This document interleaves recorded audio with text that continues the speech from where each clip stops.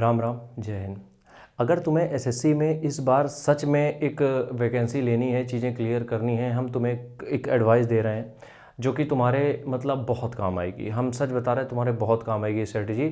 इसको ज़रा ध्यान से समझना चीज़ें, और बहुत मदद मिलेगी इस बात की, मेरी गारंटी है तुम लोगों से। ठीक है, देखो हम यहाँ पे तुम्हें क्या समझाना चाह रहे हैं। जब हम एसएससी की बात कर रहे हैं, ठीक है, जब हम एसएससी की बात कर रहे हैं तो एसएससी में जो तुम्हारा टाइम टेबल होना चाहिए वो कभी फिक्स नहीं होना चाहिए।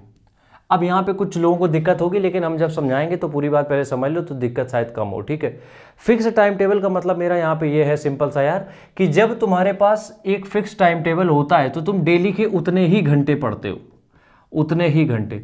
तो मेरा कहने का मतलब ये है, जो ये जो फिक्स टाइम टेबल हम बता रहे हैं ये किसके लिए है? ये जो जो लोग फिक्स घंटे अपने रखते हैं कि ये बस इतने ही घंटे पढ़ेंगे, उनके लिए।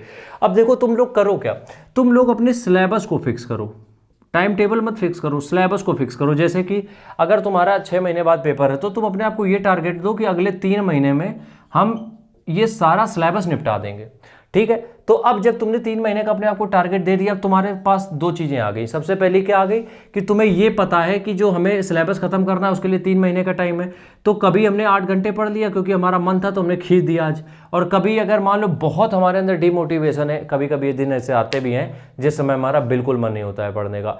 तो बाई चांस मान लो कि किसी दिन तुम्हारे पास ये सिचुएशन फंस गई कि तुम्हारा बिल्कुल मन नहीं कर रहा है, कुछ नहीं होगा, तो तुम कम से कम 2-3 घंटे तो पढ़ो कम से कम।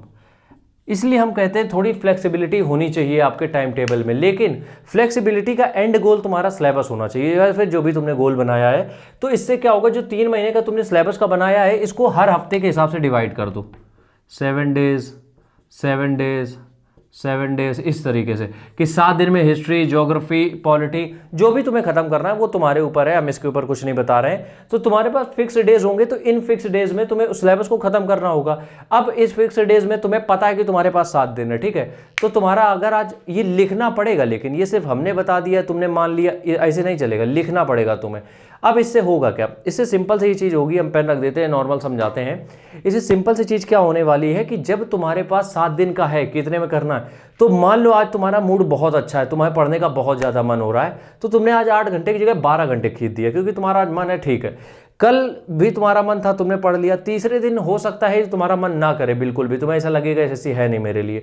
जिस दिन तुम्हें लगे कि बिल्कुल डिमोटिवेट हो चुके हो, खत्म हो चुके हो, उस दिन तुम्हें क्या करना है, एटलीस्ट 3 घंटे पढ़ना है। तो वो जो बैकअप है 8-12 घंटे जो करके जो तुमने बनाया वो यहाँ पे कंट्रीब्यूट हो जाएगा। ठीक है, इससे क्या होगा कि जो 7 दिन का टारगेट हिट करना है तुम्हें एक सब्जेक्ट को लेके, किसी भी चीज़ को लेके, वो हिट हो जाएगा। इससे फ़ायदा क्या होगा, इससे फ़ायदा प्रभु ये होगा तुम्हें कि तुम आराम से अपना सिलेबस खत्म कर पाओगे, आराम से अपना जो PYQ है, MCQ है वो लगा पाओगे, और टाइम टेबल की भी तुम्हें नीड नहीं पड़ेगी। ठीक है, और तुम्हारे थोड़े प्लान में फ्लेक्सिबिलिटी भी रहेगी, क्योंकि कई बार ऐसा होता है, वैसे तो हम मना करते हैं कोई भी पार्टी शादी अटेंड मत करो जब तक हो नहीं जाता है, लेकिन फिर भी कई बार ऐसा होता है बहुत ज़रूरी होता है। तो अगर हम वहाँ चले गए तो एटलीस्ट जो हमारे टाइम का जो बैकअप हमने बनाया है, जो हमने हमारा ग्लाइकोजन इकट्ठा हुआ है, ठीक है, उसको हम फ्यूल के तरीके अब इस्तेमाल कर लेंगे।